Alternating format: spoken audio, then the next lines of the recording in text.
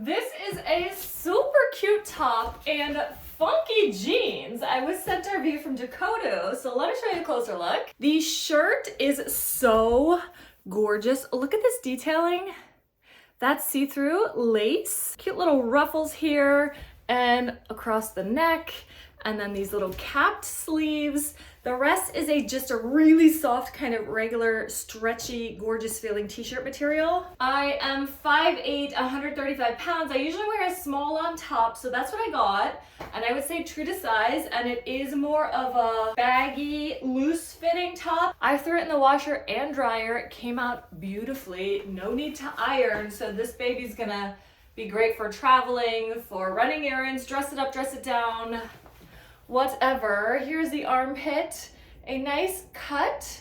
Not gonna show your bra under here, although it will here. I'm wearing a kind of skin colored bra. You really can't see it.